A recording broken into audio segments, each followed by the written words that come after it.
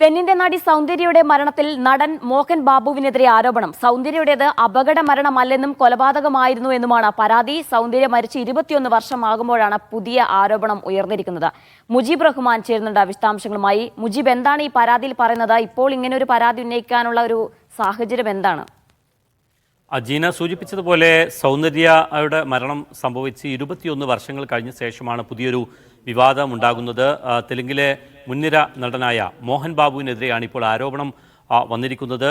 പൊതുപ്രവർത്തകനായ ചിട്ടി മല്ലു എന്ന ആളാണ് ഇത് സംബന്ധിച്ച് ആന്ധ്രാപ്രദേശിലെ കമ്മം പോലീസിന് കമ്മം SP-ക്കും കമ്മം ജില്ലാ കലക്ടർക്കും പരാതി നൽകിയിരിക്കുന്നത്. മോഹൻ ബാബുവുമായി സൗന്ദര്യയ്ക്കും സഹോദരനും ഒരു സ്വത്തിടപാട് ഉണ്ടായിരുന്നു. ഇത് സംബന്ധമായ തർക്കങ്ങളാണ് പിന്നീട് ഈ മരണത്തിലേക്ക് കലാശിച്ചത്. അത് കൊലപാതകമാണ് എന്നുള്ളതാണ് ഈ ആരോപണം ഉന്നയിക്കുന്നത്. സൗന്ദര്യ 2004 ഏപ്രിൽ 17-നാണ് ഒരു ചെറുവിമാനം അപകടത്തിൽപ്പെട്ട് മരിക്കുന്നത്. ബാംഗ്ലൂരിൽ നിന്ന് ഹൈദരാബാദിലെ കരീംനഗറിലേക്കുള്ള യാത്രയിലായിരുന്നു ഈ അപകടം ഉണ്ടാവുന്നത്. ഈ സൗന്ദര്യയുടെ സഹോദരൻ അമർനാഥും ഉൾപ്പെടെ 4 പേരാണ് ഈ അപകടത്തിൽ മരിച്ചത്. മറ്റൊരാൾ പ്രാദേശിക BJP നേതാവായിരുന്നു. BJPയുടെ ഒരു പ്രചരണ പരിപാടിയിൽ പങ്കെടുക്കാൻ പോകവെയാണ് ഈ നടി അപകടത്തിൽപ്പെടുന്നത്. വിമാനാപകടം എന്ന നിലയിൽ, സ്വാഭാവികമായ ഒരു അപകടം എന്ന നിലയിലാണ് ഇത് ഇത്രയും കാലം കരുതപ്പെട്ടിരുന്നത്. എന്നാൽ ഇപ്പോൾ ഈ 21 വർഷങ്ങൾക്ക് ശേഷമാണ് പുതിയ ഒരു ആരോപണവുമായി ചിട്ടി മല്ലു എന്ന ആൾ രംഗത്ത് വരുന്നത്. ഇദ്ദേഹം പറയുന്നതനുസരിച്ച് സൗന്ദര്യയ്ക്കും സഹോദരനും ആന്ധ്രാപ്രദേശിൽ ഒരു 6 ഏക്കർ ഭൂമി ഉണ്ടായിരുന്നു. ഈ ഭൂമി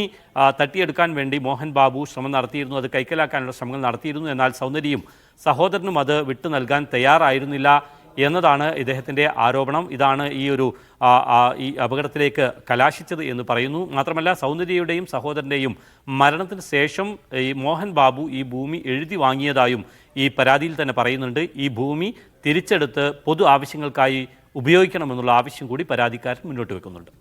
ശരി, സൗന്ദര്യ മരിച്ച് 21 വർഷത്തിന് ശേഷമാണ് മരണം കൊലപാതകമാണെന്ന പരാതി കിട്ടുന്നത്. വിശദാംശങ്ങളാണ് മുജീബ് റഹ്മാൻ നൽകിയത്.